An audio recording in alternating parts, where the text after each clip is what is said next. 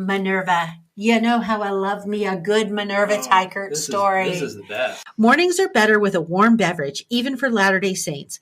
Meet Postum, the ideal coffee alternative and proud sponsor of This Week in Mormons podcast.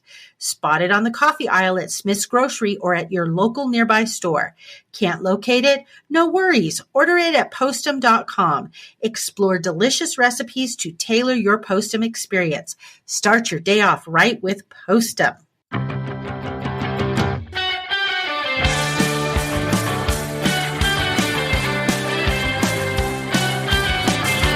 To This Week in Mormons, the Taffy edition, which stands for Tiffany and Friends for You.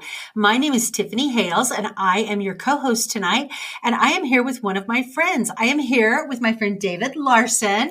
Hello. And David, this is actually your second time coming on the show with me, but you kind of got gypped the first time. So why don't you came on with me last September. Explain to the listeners why they might not have heard your podcast when you came on with me last September. All right. Well, yes, this is my second time, so I'm excited about that. I kind of feel like, you know, the actor in the high school play that he goes to the dress rehearsal and he gets a shot at it in front of his mom and his girlfriend and the three people too cheap to buy tickets, right? And then everybody gets to see him the second time. So I kind of got the dress rehearsal podcast. Yes, you did. So the first time I was heading out on vacation and we recorded on a Thursday night. We did. Instead of a Friday night. And the plan was to release it on Saturday. Yes. And then that Friday, the Tim Ballard news story just flooded the internet. And that was by far the biggest story of the week. And so you contacted Kurt and you and your sister recorded an emergency episode for the Saturday drop with the intention of releasing ours the next week. Exactly. Which it did release on the website and on the YouTube. But for whatever reason, it didn't drop on the Spotify or the Apple Podcast or anywhere else. I don't know why. I don't know. You know, I have a strong suspicion that many of our listeners listen exclusively on Spotify and Apple Podcasts and things. They do too. That's why you may not recognize me from the first time, because it's only out there on the website and the YouTube. So it's good to be back. It is good to be back. And the first time you're a real sports fan. We did a lot of sports stuff, but we also did news stuff. Yes. But again, you kind of got ripped off. So I've been looking for a time to have you back and be able to plug you in. And it worked for the month of July. I'm glad to be here. If you want to go back and find the old one, I think it was called This Week in Mormon Sports. Should have had a subtitle, Steamrolled by Tim Ballard, but it didn't make it. But whatever. Yes, that was a crazy time when that Tim Ballard story broke. I couldn't keep up. So, well, as you know, anybody who comes on the podcast live with me, I make them drink Postum with me, because Postum is our official sponsor of This Week in Mormons this year, and we are very grateful to Postum. And so I have been concocting all of these Postum drinks so that I try a new one every time I have someone on with me. Now, let me tell you where I saw this drink. Okay. This drink, and I'm going to hold it up and then I'll tell the listeners what's in it before you and I taste it, because it kind of looks frightening. If you're watching on YouTube, it looks a little frightening as to what in the world did Tiffany put in there. There is a viral video that is going around. I believe it's probably on TikTok. Although I don't think I saw it on TikTok. I think I saw it on Instagram or something. Anyway, you take a cup and you spread marshmallow cream inside the cup. And then you put crushed ice in it, and then people are pouring their Diet Coke over the top of it. Now, I have never tried this with Diet Coke, so I have no idea what marshmallow cream and Diet Coke taste like together, but I suspect I would probably like it because I love Diet Coke and I love marshmallow cream. So I thought, well, why can we not do this with the chocolate, with the cocoa Postum? So here's what we did tonight. I took my little trusty mason jars, like what I had last time when I podcasted with Lauren Lemons. I put marshmallow cream all around the exterior of the mason jar. You can see it's kind of melted into the drink right now. Threw my ice in. I mixed up some of the cocoa Postum and I threw in a little of the sugar-free vanilla flavoring just to see what that tasted like. So let's cheers. Cheers. And let's give it a try. See what it's like.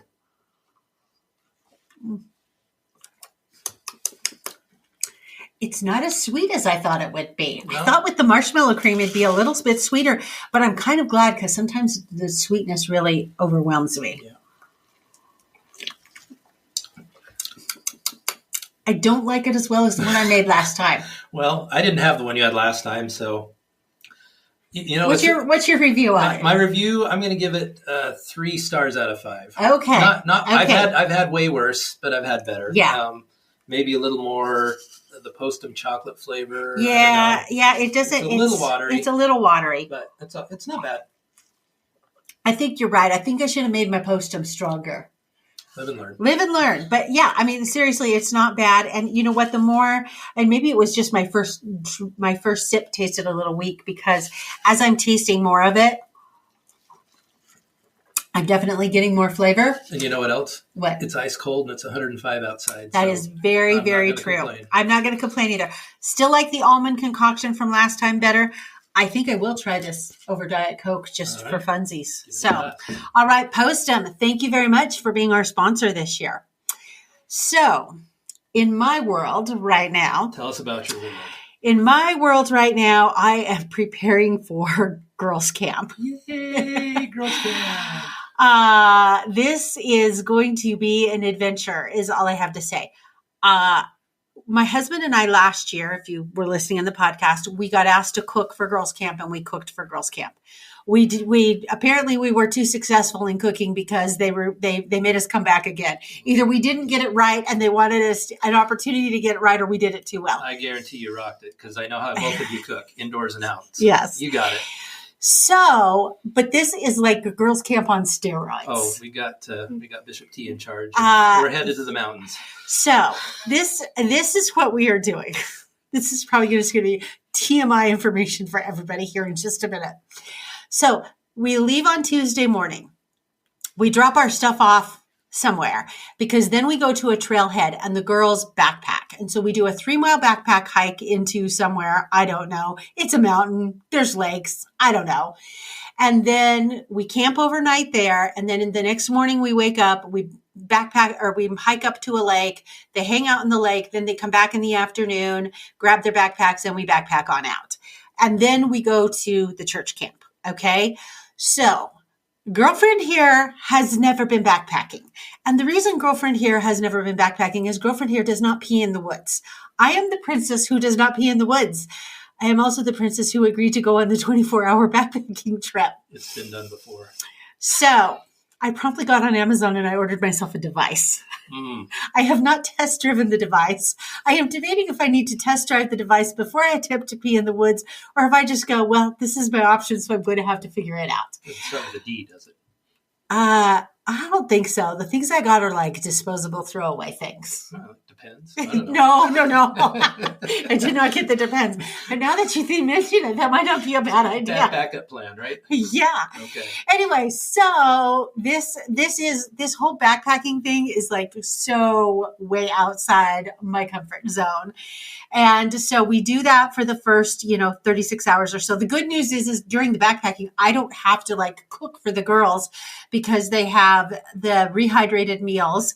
And then I am putting together little packets for them for breakfast. Like they get a little Ziploc baggie that has some instant oatmeal and hot chocolate.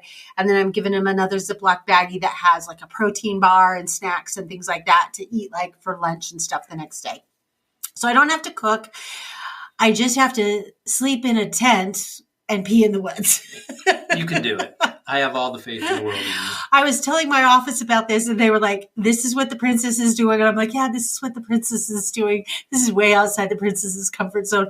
I am working on having like a really good attitude. It's just one notch above Trek. You survived Trek. I did survive Trek. They had porta potties on Trek, though. That's why I say it's one notch above. Anyway, you can do it. And my husband loves to backpack, so I am in part going and doing this and having a very good attitude, because I'm like, it's 24 hours. I can do anything hard for 24 hours. I can do that. I will probably learn some really good life lessons from this, and I'm going to have my Tim Gunn make it work moment, and I am going to make it work. But then when we get to camp, so that's Tuesday, we get to camp Wednesday, we set up camp Wednesday. Thursday, they are then floating down the river. So we're hauling all these flotation devices up there so that they can float down the river. They're doing that on Thursday. Then on Friday, We get up, we eat breakfast, they hit the road again, and this time they are biking. So we are hauling all the bikes up there as well. I cannot even begin to describe to you the logistical nightmare that is our girls' camp. So it will be a very active girls' camp, to say the least, and I'm sure next time I record, I will have all sorts of tales to share with Ariane. I can hardly wait. So, all right. Well, before we get into our news stories tonight, I need to talk about last week's episode. Last week's episode of TWIM was a TWIM Siblings edition. There are a couple of corrections that Tiffany needs to issue because as I was listening, there were a couple of times I was kind of maybe shouting at my phone going, that is so incorrect. And so I am sure that other listeners might have been shouting at their phone as well. I might have been also. So first of all, Melissa kept saying the episode the week before was a Twin Sisters edition. No, it was a Taffy edition. I had my friend Lauren Lemons on. She in no way, shape, or form sounds like Ariane. So just because it's a female voice doesn't necessarily mean it's a Twin Sister edition. And then Matt proceeded to say, hey, there's 2 new movies that are coming out in the fall, Escape from Germany and Heretic. Well, he's right about Heretic, but I'm like, dude, Escape from Germany came out in April. It's not coming out in the fall. And perhaps if you'd listened to a couple of the episodes that I've recorded, I've talked about it extensively. So those are my corrections for you listeners out there who are yelling at your phone during the Twin Siblings episodes. Also, Jack Dempsey, not the fighting preacher. Oh, yes, Jack Dempsey, not the fighting preacher. Definitely not. So, okay. All right. We will move on to some news stories now that we've issued our TWIM corrections. All right. We are literally 2 weeks away from the opening ceremony for the Paris Olympics. I am so freaking excited. I love the Paris Olympics. I have a plan to relocate a television outside to my patio, and I am going to sit out there in the summer evenings with my television, partaking of Olympic sport and cheering on Team USA. Even if it's 105? Even if it's 105. Well, my patio in the evening is blocked by my house. 99 easy. Exactly. Yeah. So we got a couple of stories we need to follow up on real quick. So first of all, there is a BYU runner by the name of Whitney Morgan who qualified for the Olympics. Now, she runs the 5,000 meters. And when she went to the Olympic trials here in America, she placed 5th.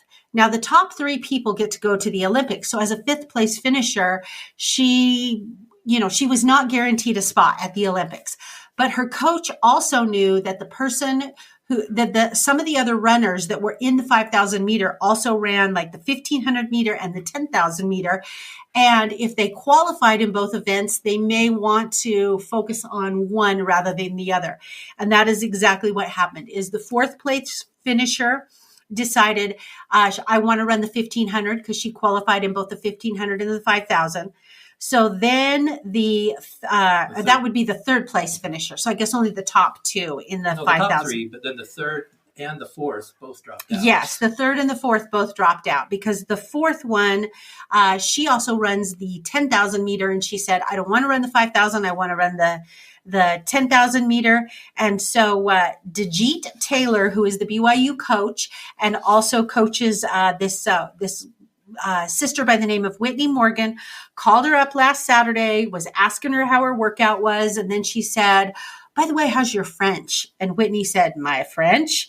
And Whitney said, are you serious? I'm going to Paris. And because the 3rd and the 4th place finisher dropped out, Whitney now has punched her ticket to Paris and gets to now claim forever and eternity, I was an Olympian. And that's awesome. And what I really loved was the coach knew that some of the runners that might be ahead of her were in that position. And she told her, even if you're in 5th, keep it hard. And the 4 in front kind of pulled away at the end, but she knew that was a possibility. And so she really, instead of just giving up, right, she fought to keep that 5th place spot, and it paid off. She did. And it paid off, just like what you said, it paid off really well because now, like I said, she's going to the Olympics, and that is great for her. All right. our next story, again, staying on the long distance runner track that we have here.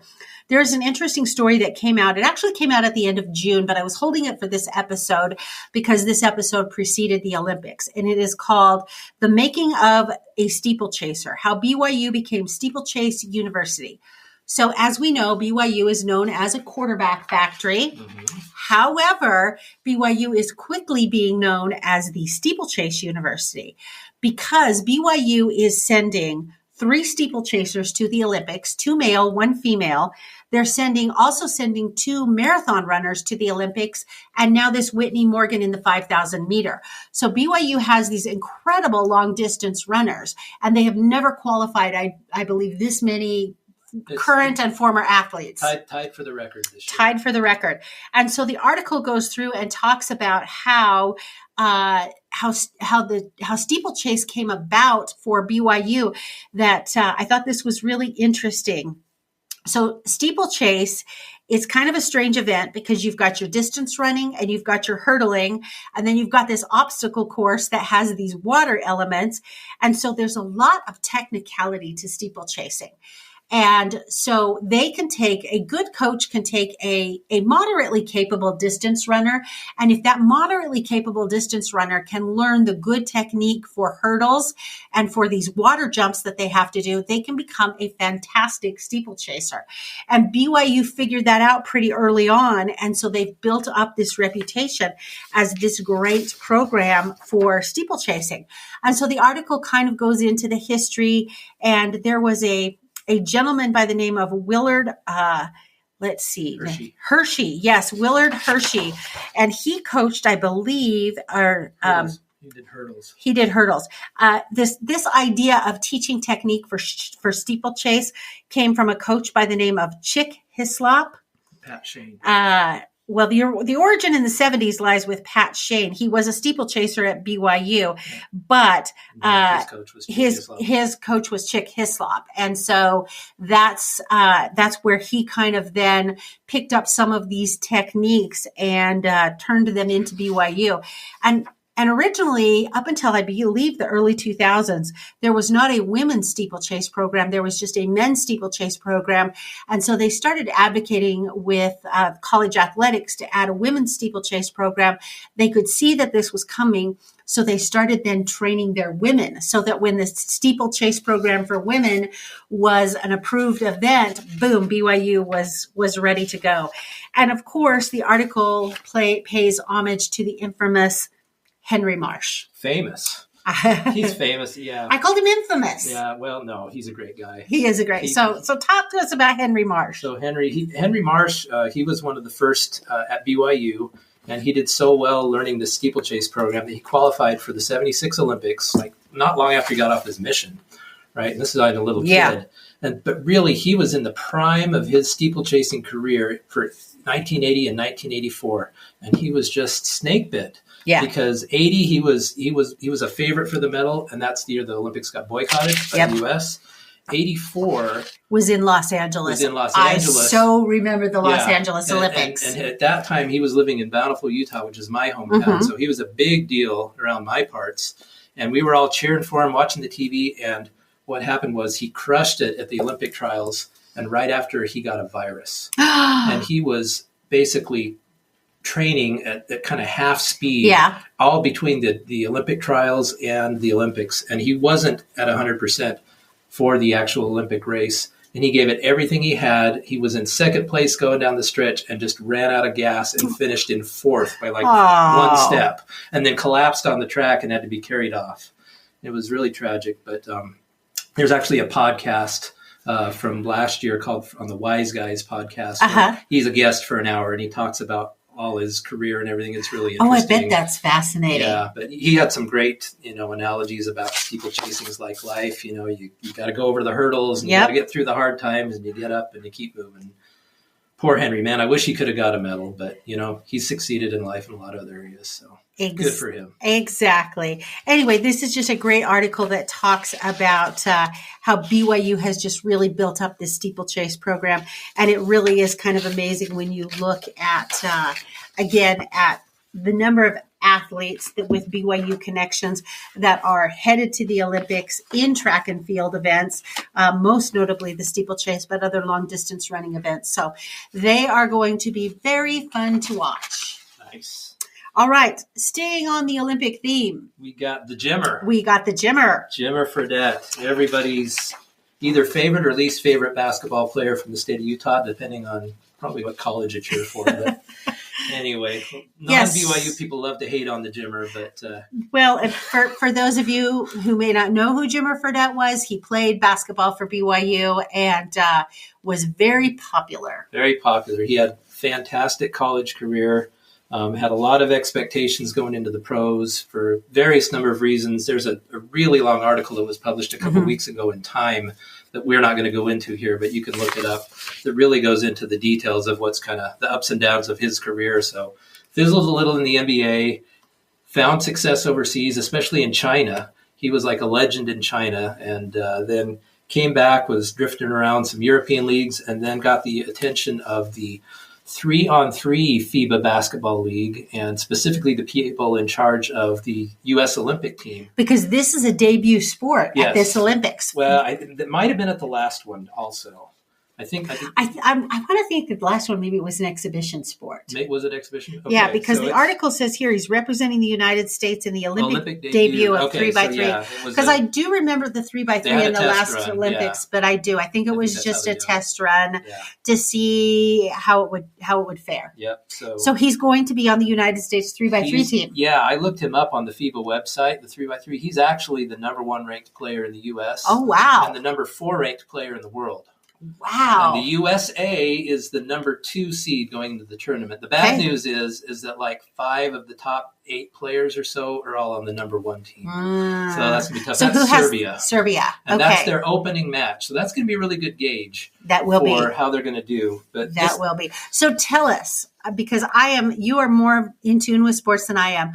How does the 3x3 work in comparison to your typical basketball game? Right. So 5-on-5, we've all seen that. Yes. 3-on-3 differs. It's a smaller court. I think it's actually maybe only a half court. That's what I was thinking. I think it only saw a half court, and they all use the same basket. Yeah, they use the same basket. So a lot of people that played basketball played half court, and you got to take it back. 3-on-3 as it names, but distance shooting is a premium because you get 2 points for what would be a 3-point shot. Okay. And 1 point for a regular basket. Okay. And it's based on time or points. So first one to like 21 wins, or whoever's ahead after 10 minutes wins. Okay. So if you got somebody that can sink in from deep, and that's what Jimmer does. Okay. Right? He's good at other things too, but that's his specialty. Then you can score double the points at the rate of your opponent if they're only getting ones. And awesome. So it's really kind of tailor made for his skill set. Well, and it sounds to me like sometimes a regular basketball game, my ADD kicks in. I'm like, this 3x3 seems pretty down and dirty and quick and fast. I may really minutes, exactly. Right? So maybe I'll have to catch some Jimmer Fredette. Yes. So he's on the team, and he's honestly, if you were to look at all the members of the church who are going to Paris, the person with the best chance of winning a medal is probably Jimmer. I agree. Well, I hope he comes home with some hardware because it would be very well deserved. But he's excited. The end of this article that was in the Deseret News a couple weeks ago, June 18th, says that his wife and kids are going. They've all got red, white, and blue outfits for every single day they're there. And they're excited. That's awesome. At the time this was written, it said they have 2 more tune-up tournaments to play. I looked it up. They won both of them. So awesome. They are ready to go. Okay. And we should say, we should qualify that statement of members likely to win medals, American members likely to win medals, because we know that there are probably several members of the church from other countries, because this always happens, that end up winning medals. We just haven't gotten a lot of press on them in America. Once they start winning medals, the Deseret News will pick up the stories, and then we'll be able to discuss those overseas members that won some medals. And we will do that because, again, Olympic medal is Olympic medal. I don't care what country you're from. I think it's very cool. It's awesome. Okay, speaking of Olympic medals, we are going to revisit Michaela Skinner. So Michaela Skinner is a gymnast, and she was an alternate gymnast 4 years ago. When Simone Biles dropped out, Michaela was able to take her place on the vault and ended up with a silver medal on the vault. So they recently had selected the new gymnastics team for this year's Olympics. And Michaela kind of threw some shade at the team. She said, besides Simone, I feel like the talent and depth just isn't what it used to be. Just notice, I mean, obviously a lot of girls don't work as hard. So she throws this down on a YouTube video and she starts getting a lot of not positive reaction to it. Little pushback. So she goes about trying to retract it and doesn't do a very good job. She said, a lot of the stuff that I was talking about wasn't necessarily about the current team because I love and support the girls that made it and I'm so proud of them. I'm like, honey, I saw your statement. That really seemed like it was pretty much about the current team and you were throwing shade that they never worked as hard as you did. In any event, this has been a story that hasn't died. Like I have seen this on my newsfeed for, I swear, at least 10 days now. Just lots of pushback and her retraction didn't help her. She did pull the video, but once it's been out there once, exactly. Somebody's got a copy. Exactly. So hopefully they will go and win all sorts of good medals, and then maybe Michaela can say something nice. Simone Biles had the funniest comment. She got on Twitter and she said, not everyone needs a mic and a platform. And the listeners are probably thinking that about me right now. Oh, I doubt it. Okay. We are done with our sports and our Olympics. We will actually move on to some hard-hitting news. All right. Now, this was a great article that actually just came out today because it happened yesterday. This was on the Church News, written by Sarah Jane Weaver, who's the editor of the Deseret News. The title was What One General Authority 70 Learned After California's Prop 8 About Peacemaking.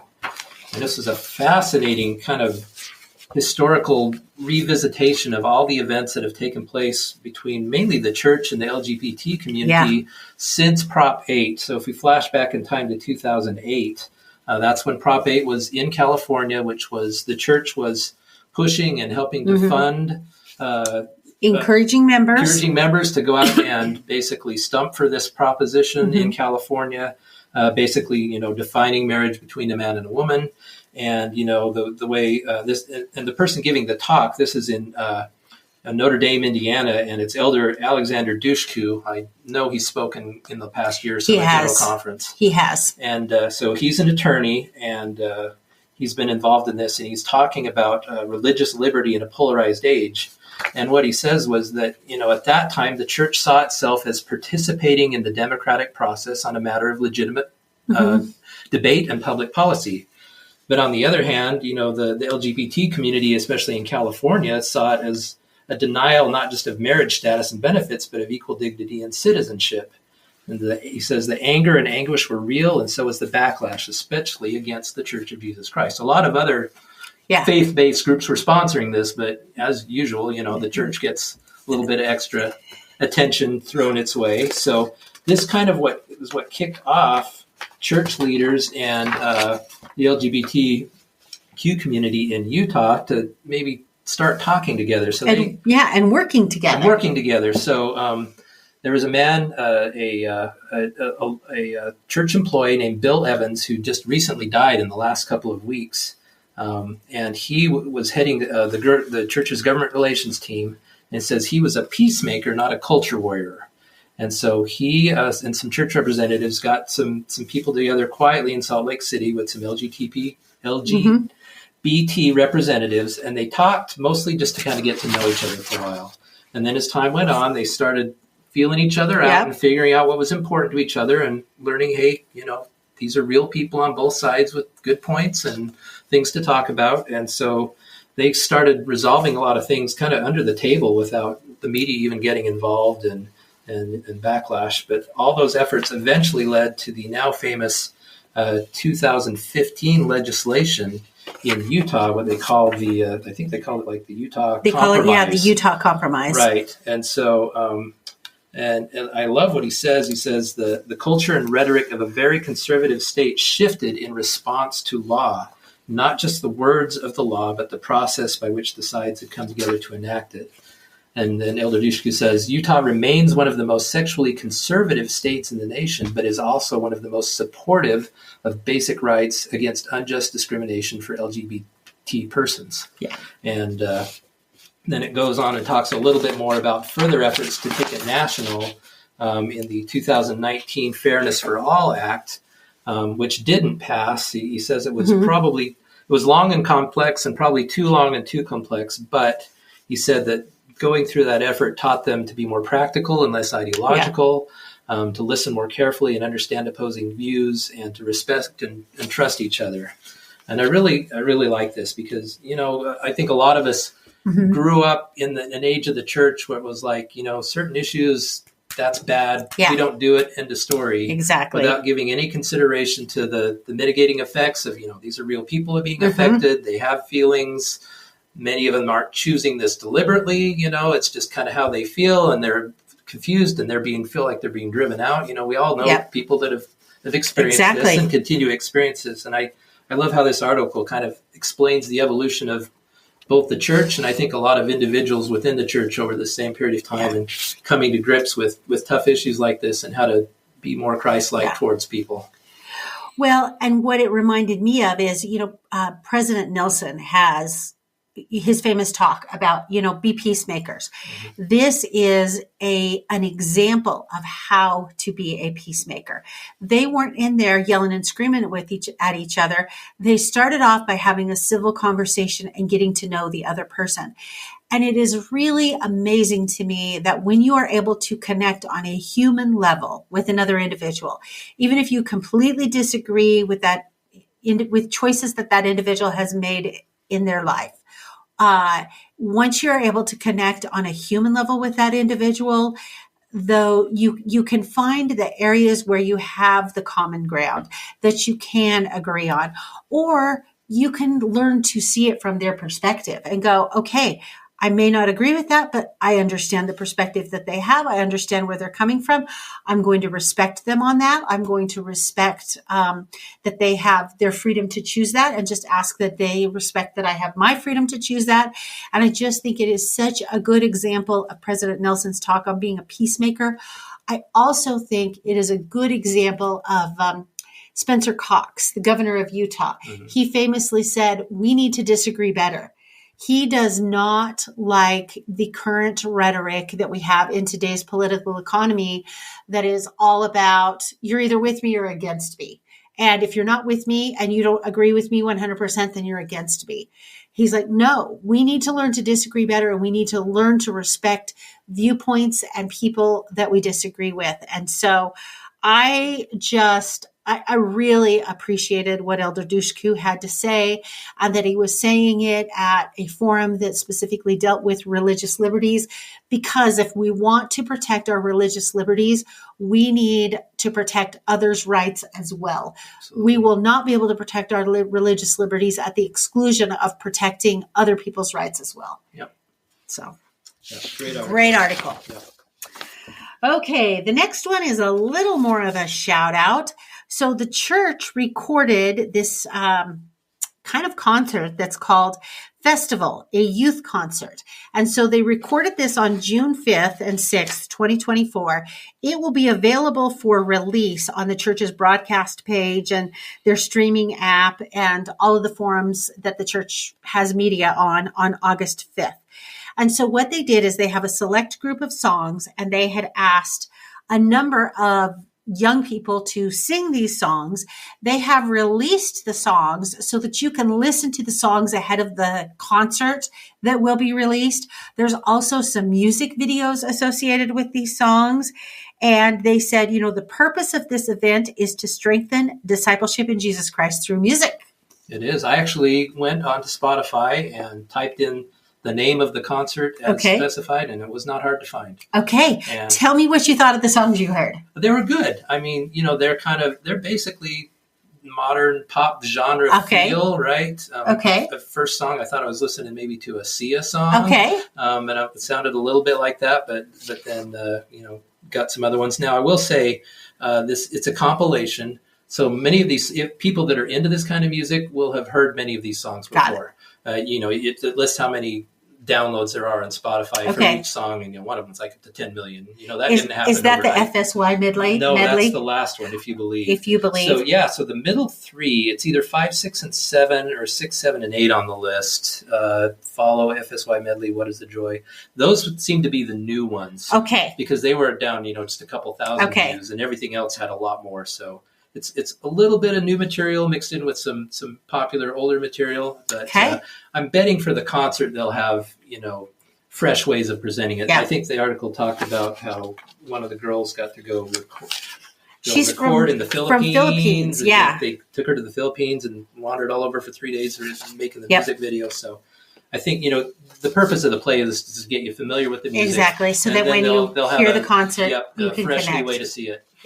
I think that's awesome. I'm going to have to, I want to go find the music because I always love it.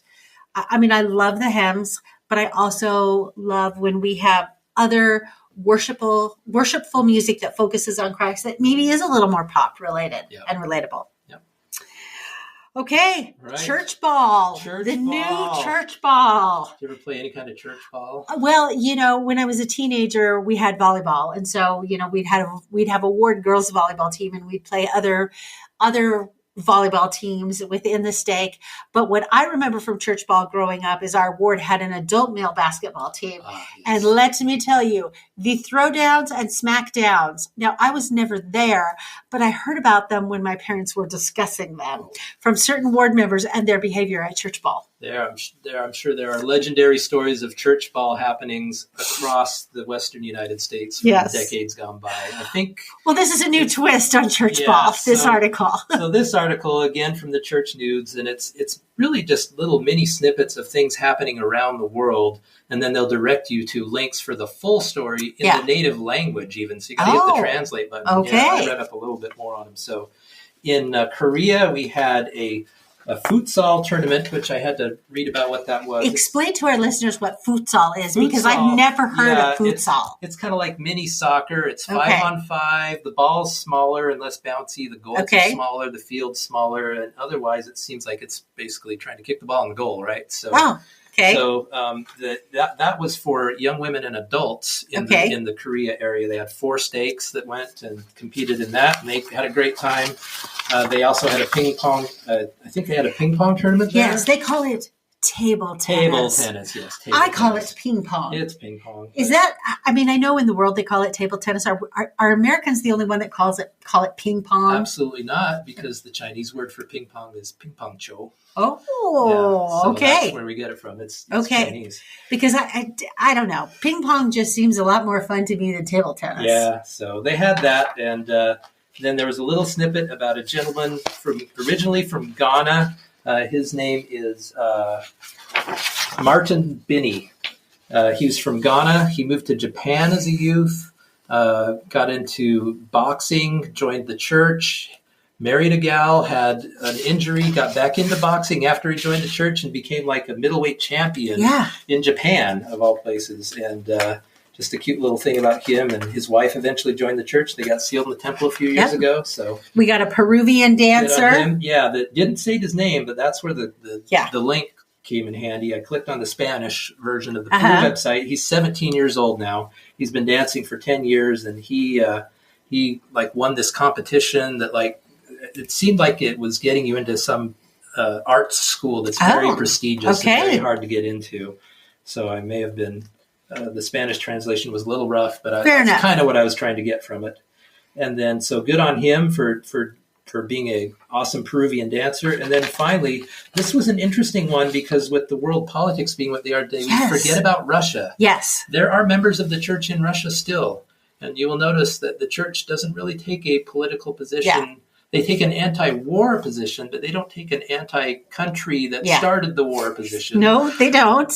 I'm sure there's many of members that wouldn't care if they did, but they do have members. We do have members in Russia, and they had an interfaith event in Russia that involved other Christian faiths and some Islam. And again, they were doing the table tennis. The table tennis. Also known as ping pong. Ping pong.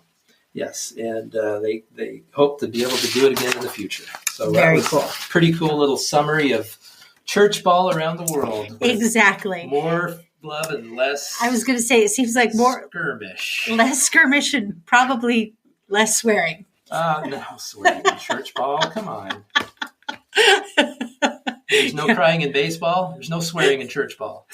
Okay. And if you believe that, never mind. Exactly. All right. So our next story is kind of sad. Over the weekend, well, first of all, there is a company called Lifetime Products, and they are pretty big, at least here in Utah, Idaho, probably Arizona area. They are national, but they have a lot of products like foldable picnic tables and basketball hoops, and they're plastic and they're sturdy and they're designed for families, and they last forever. They're bulletproof. They're bulletproof. Exactly. We have, I don't know how many of their like foldable tables that you have. Anyway, and this is a company that was started in Utah in somebody's garage. And there was a gentleman who was there from the beginning, and his name was David Hendrickson. And he was the CEO of this Lifetime company. And he was involved in a tragic accident this last weekend. He and his family had presumably been up boating up in the Ogden Canyon area because they were coming down the canyon with their SUV and their boat attached to it. Actually, they were going up the canyon. They were going up the canyon. Excuse me. Yeah, they were going up the canyon. There was a truck that was carrying a bulldozer that was going down the canyon. The bulldozer, it is unknown why, but the bulldozer came off of the flatbed, however it was being carried on this truck, and it landed on the SUV. It ended up killing David Hendrickson as well as his daughter, Sally.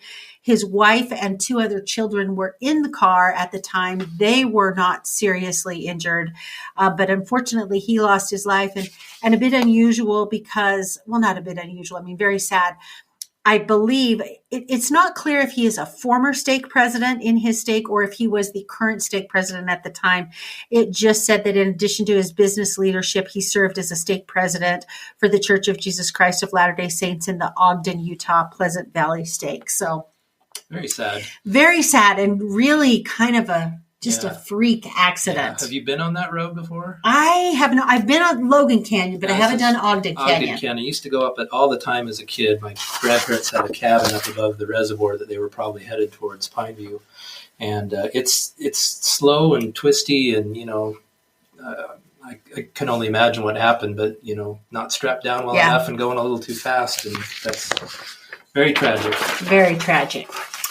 All right. So our next story, Minerva. You know how I love me a good Minerva Teichert story. This is the best. This really is a great story. This not only combines Minerva Teichert, but none other than Deseret Industries. So there is a gentleman. His name is David Anderson. He is a member of the church. He also is an employee of Deseret Industries down in the Mesa area.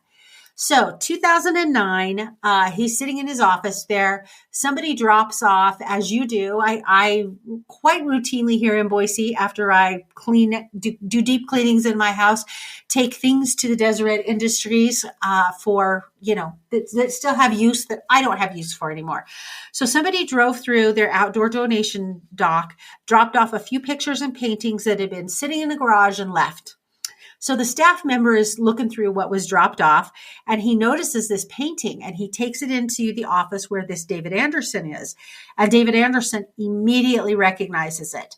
Well, he doesn't recognize the painting, but he recognizes the style, and he said, "That is a Minerva Teichert painting." Yep. And he is freaking the freak out. He was a fan of Minerva Teichert, so he immediately knew what it was. And he knew he was looking at an original Minerva Teichert painting with some damage, some scratches, and grass clippings on it. So it clearly had been hanging out in a garage. Some art person right now is just mortified that a Minerva was hanging out in a garage. Anyway, the painting depicted Jesus Christ blessing the Nephites. And so Brother Anderson calls Salt Lake, and they're like, "Yeah, we'd like that painting. We want that, yeah. Don't put that on the floor and sell it." So I believe it was the assistant manager that then drove it from Arizona up to Utah. And Brother Anderson never heard anything more about the painting. So then this year, Monday, June 24th, he is in Salt Lake City for some meetings, and he decides, hey, I'm going to go over to the Church History Museum. So he heads over to the Church History Museum, and he sees that they have a Minerva Teichert exhibit. Now, they opened this Minerva Teichert exhibit last July, and I believe it's getting close to closing. It ends this month. Yeah, it ends this month. I went and saw it. It was fantastic. Of course, I'm a big Minerva fan, so there you go. Anyway, so he's touring the Minerva exhibit. He turns the corner, and there up on the wall is the painting that was found at his DI. And he's speechless. All it said on the card was, this painting was found at a DI.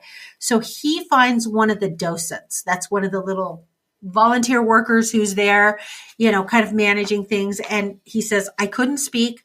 I motioned to her, and she came over, and I finally said, that's my DI. And she was like, really? We always wanted to know the rest of the story. So he, of course, provides the rest of the story and provided that information to the Church History Museum. One of the reasons that they chose to use this particular Minerva in this exhibit was they showed the restoration process of this Minerva and what they had to do to restore this Minerva. And I remember seeing that particular section when I did a tour of the Minerva exhibit. And again, they had photographs and things that depicted it, and you could see the how they had restored it. And it was very cool. So, he says this painting still has a lot of meaning to him.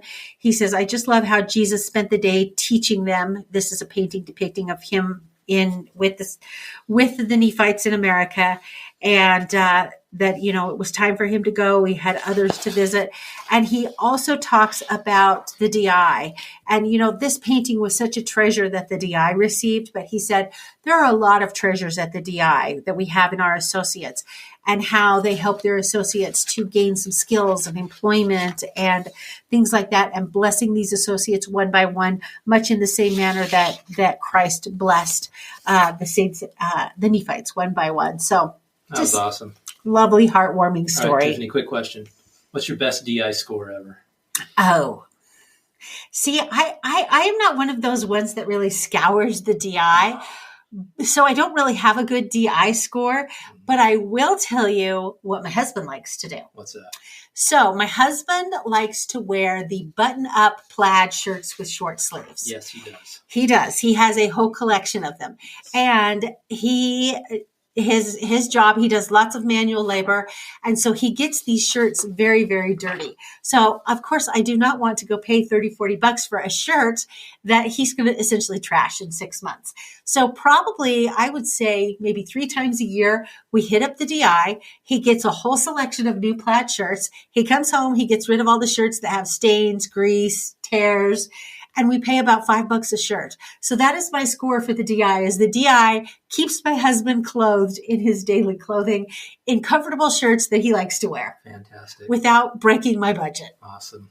I remember right after I got my driver's license, when I was a sophomore in high school, I needed some new soccer cleats, and soccer season was coming up. My feet had grown a little more, and I happened to be in the DI in Centerville, Utah, and I was looking at the shoe table, and there was like a pair of brand new soccer cleats, the exact brand and type that I wanted. Dang. They looked like they'd been worn once or twice. Uh-huh. They were my size, and they were $2. Oh, that is a score. I still wore them all 3 years of high school soccer, and fantastic. That is awesome. So my best DI score. Love it. All right. Okay, let's talk Legos. Off to Legoland. We got a couple of quick Lego stories out of BYU. We've got one where what was it, about 10 years ago that they had the Salt Lake Temple up down there, and everybody loved it. It was a Salt Lake Temple built from Legos, and then it got taken away. And I think this article is huge Lego replicas of Temple Square buildings draw big crowds to BYU by Tad Walsh. And so there was a grandma that complained, because she hadn't made the original exhibit, and she wanted to take her grandkids, and she showed up and the exhibit was gone. And so BYU was like, well, we'll do another one. It took them a few years, but they opened their exhibit, and it's in the Harold B. Lee Library. And again, we've talked about this previously on the podcast that it was coming. Yeah. Tell the listeners the numbers, what kind of numbers this exhibit is drawing, because it's astronomical. It's phenomenal. So they said like 45,000 people. 45,000 people. Basically the same as Stadium of Fire. Yes. And nobody's getting burned by the Legos. Exactly. So, but the guy, I was fascinated with the backstory of the guy who builds them. He's a German immigrant. His name is, if he's German, I'm going to go with David Jungheim. Okay. And he was in the military. He was a retired Apache helicopter pilot who fought terrorists in Afghanistan. And then he built that temple a decade ago. And it was so popular that people started hiring, hey, build me this cool monumental thing out of Legos. So he started doing it. And some of the things there, the Salt Lake Tabernacle, there's a picture of it. And it's got all these pristine curved tiles. And the guy who hired him to build the tabernacle wouldn't let him 3D print the custom shapes he needed, so he had to go out and buy these make this process of using a custom saw setup with table saws and jigsaws and all these different kinds of saws to draw it down, and you super glue them together, and just very detailed. And I also love the little part where he put Star Wars Easter eggs in some of them. We've got a repurposed Obi-Wan Kenobi being Angel Moroni on the top of the temple, R2-D2's on the Joseph Smith building, and Yoda's battling seagulls outside the assembly hall. I love that. I love that too. If you're on the video, I got my Star Wars yes, Beatles you do. crossover T-shirt. Right love here. it. Darth Love Vader it. And the Stormtroopers crossing Abbey Me, Road. I'm representing. I'm Nike tonight. Nike. Go Olympics. That's right. So, anyway, so exhibit, I think it's going on for a little bit longer at BYU. But not much. I think there's only a couple more weeks left to see it. If you're down there. And then a couple of weeks ago, I had to just throw this in.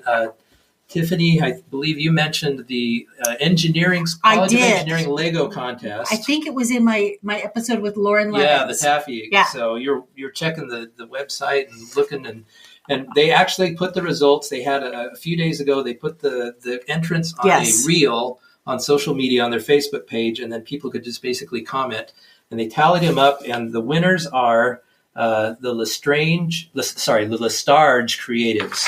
And I'm holding that picture up. They made a little Y backdrop, and it's actually a little candy factory in the reel. They actually go in and you can twist this little knob here, and a piece of chocolate drops out. And I looked at the last name of the winners, and it triggered a little thing in my mind. So I did a little, backtracking of who's commenting and who's friends with who, and discovered that in fact the Lestarge Creatives are the grandchildren and great grandchildren of my very good friends, my next door neighbors growing up in Bountiful. Oh my gosh! Small world. So shout out to Shar and Larry Jensen and Lisa and all the rest of the Jensen and Lestarge crew. Good on you for the Lego creativity. The BYU Engineering Department Lego contest, and I believe the winners got a Lego building. What was it? The engineering building? The engineering building that had been built out of Legos. So good on them. Very cool. Okay, our last news story: Napoleon Dynamite.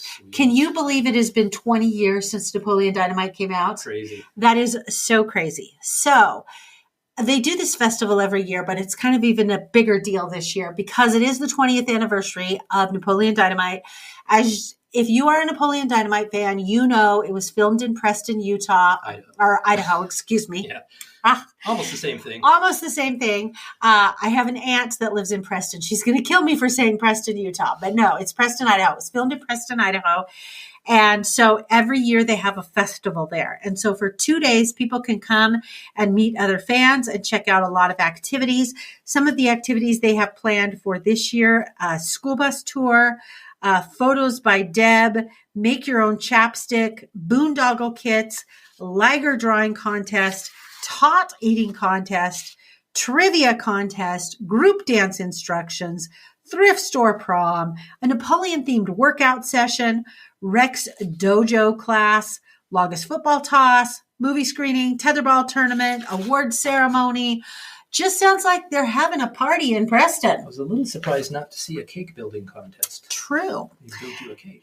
Anyway, this will be held in 2 weeks. So 2 weeks from today, the 26th of July and the 27th of July. So if you're not into the Olympics and you want to go do something fun, go take a trip to Preston, Idaho, and go celebrate Napoleon Dynamite. Sweet. All right. Now that we are done with news stories, we are going to move into Mormons behaving badly. So I have a couple of fun ones tonight.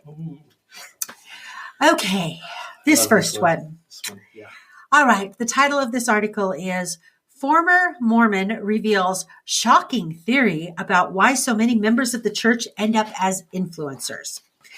So there is this woman. Her name is Alyssa Grenfell. She's 31 years old.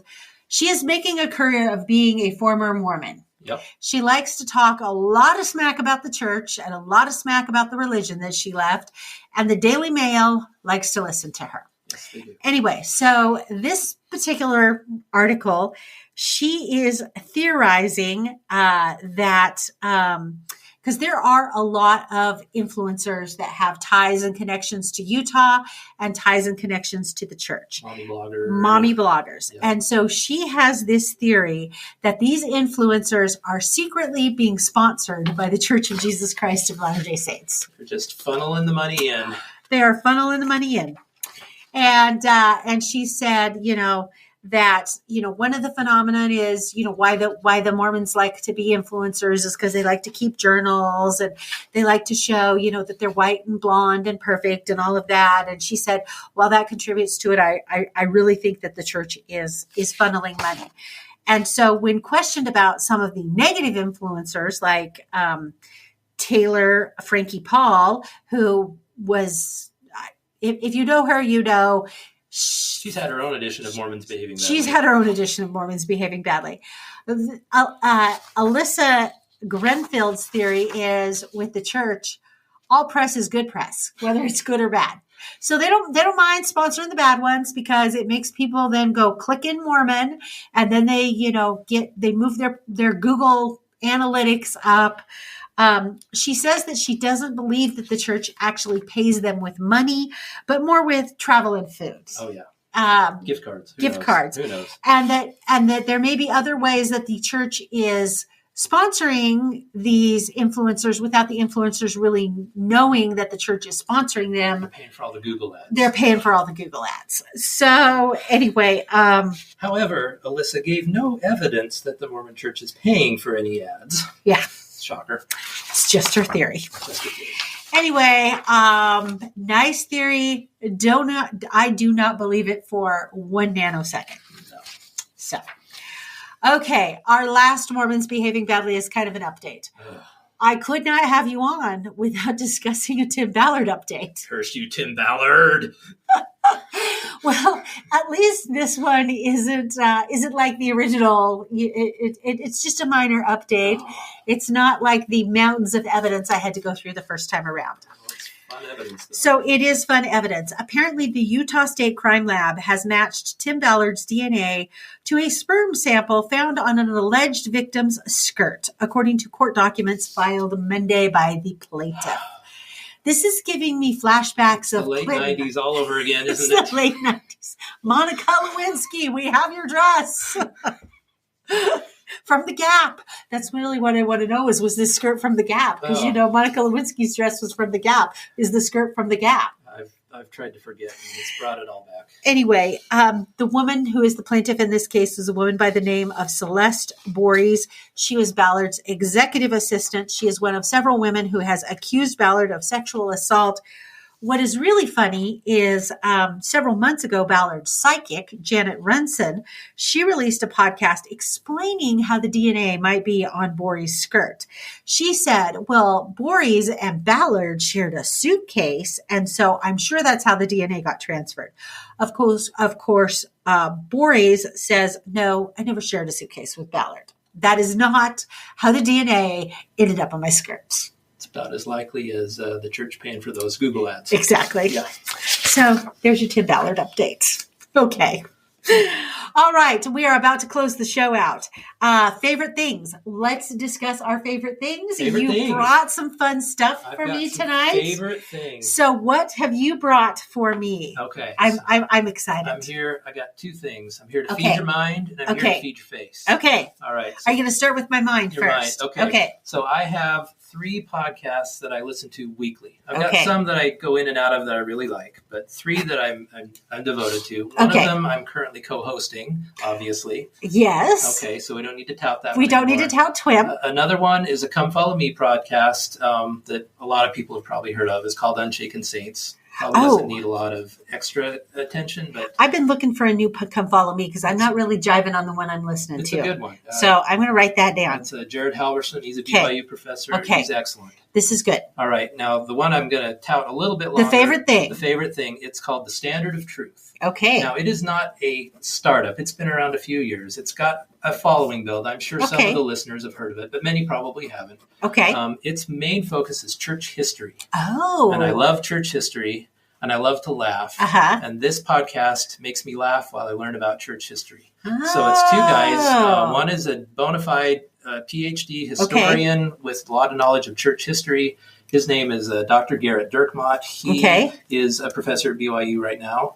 And he is the humor. His co-host is a guy named Richard Leduc. They're lifelong friends. They've been friends a really long time. He's kind of the sidekick humor guy. He's smart, but he's not a church history specialist, right? So he just kind of keeps the humor rolling and keeps the conversation flowing. But Dr. Dirkmott, despite the way their sense of humor goes, it's a little self-deprecating, President Hinckley-like.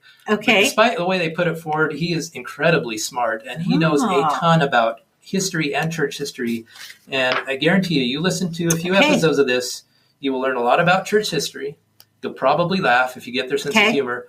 But most importantly, I think you will learn a lot about why context and why historical method and details and sources really matter in making arguments about church history. And if there's a bad argument about the bad anti-church argument out there, if he hasn't covered it yet, he will, and he will rip it to shreds back and forth. I'm going to have to check this out. This sounds really good. I'll give you a few specific recommendations. Give me a few specific recommendations. Standard of Truth, highly recommended, 2 thumbs up. Okay. All right. Let's feed our face now. Okay. Now you have fed my mind. Let's feed our face. My other favorite thing, I frequently, especially before COVID, I'm probably going to get back into it more. I travel to Asia for business quite a bit in my profession. And my favorite thing that I developed over the last 20 or so years is Asian candy. Okay. It is the best. We've got here, we know high chews. Yes. High chews, but I've been having high chews since before high chews were cool, before they showed up in big bags at Costco. And I have to say, this high chew that you've presented tonight for those of us on YouTube, it is not packaged the way that an American high chew is packaged. These are the real in the little sleeve things like they originally were. And these are exclusive Okinawa limited. You can only buy them in Japan or really expensive. So I think you've got the lime. I've got the lime tangerine. And I've got a mango here. Okay. So they're really good. Oh, dang. That lime tangerine. Okay. If you go back to Japan, you need to bring me like a you're going to let me keep it? Oh, thank you. All right. Holy cow. That is the best high chew I have ever eaten. The Japanese keep it for themselves. Wow. The Americans have that one. Wow. Yeah. Okay. Dang. That is delicious. Thank you. All right. Well, in the interest of time, let's just do one more here. I want to try these together. I haven't tried these yet. Okay. This is called mangosteen. You said you had not heard of these. I have not heard of mangosteens. Explain what they are. Now, in Asia, especially in Singapore, they have what's called the king of fruit and the queen of fruit. Okay. The king of fruit is durian. Okay. You don't want to go within 30 yards of durian. Okay. You will smell it by the time you get there. Ugh. Now, there are Singaporeans who are devout durian defenders. Okay. This is the queen of fruit. Okay. Durian, by the way, smells like a baby diaper. It doesn't taste much better. Okay. Well, this at least smells sweet. Yeah. Mangosteen is the queen of fruit, and it's actually really good. It's very sweet and nice and mild. And I've never had one of these. This is a Thai candy, but not as sweet as the high chews, but I like it. Nice mild flavor. And that's pretty much what nice mild flavor. So, oh, thank you. I'll let you try the others when we're off air. Okay. In the interest of time. In the interest of time. And I'm going to put a picture of all of them up on the Twin Sisters Instagram. Okay, so my favorite thing tonight is also food related. I mentioned at the beginning of the show that I am in extreme Girls Camp prep mode right now. So I am going to share with you something that will be coming to camp. And I not only use this product for camp, but I use it all the time just in like my daily cooking. This right here, they are called Idaho Spuds hash brown potatoes. It is in a little carton, like a quart of milk size carton, and it is hash browns that are dehydrated. I buy them in bulk at Costco. They come in a package, I think, of 8 little cartons at Costco. It is so handy because it's, like I said, it's dehydrated. You just throw your water in, it reconstitutes the hash browns, and then you put them in your pan. Great for backpacking. Great for backpacking. Great for girls camp. I don't even buy frozen hash browns anymore. This is exclusively what I use for hash browns if I'm making hash browns to like go with a meal or breakfast or something like that. I've often wondered, I don't know how they would do for the infamous funeral potato that requires a hash brown. I haven't been brave enough to try them for that yet. But let me tell you, like for cooking, especially if you're going camping, this is fantastic. Great food storage product, super shelf stable. And so these are awesome. It's my favorite thing. Awesome. Okay. All right. Well, that about wraps it up for us tonight. Are you going to stick around for our Patreon episode? Absolutely. Okay, just to tease the viewers a little bit, on Patreon tonight, we are going to talk about an interview that Ryan and Ashley Smith did. They are members of the Church of Jesus Christ of Latter-day Saints, and they are the current owners of the Utah Jazz, in addition to several other sports franchises down there. None other than Carol Makita, church reporter Carol Makita, sat down and did an interview with them that was released on KSL this week, and so we're going to talk about that in the Patreon episode. Fantastic. David, it has been a pleasure to have you. Thank you for coming back. It's been delightful. You always come and you've researched the stories really well and have super good things to add. I'm so grateful for that.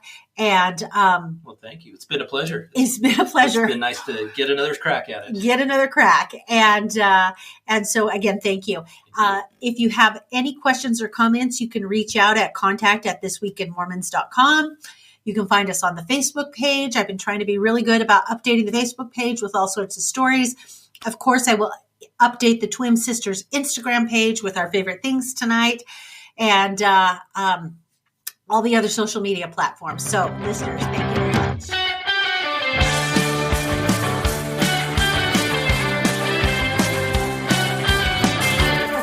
Welcome to This Week in Mormons, the Taffy edition. I'm here with David Larson, and this is our Patreon-specific episode, specifically for our Patreon listeners, to say thank you to our Patreon listeners for spending that extra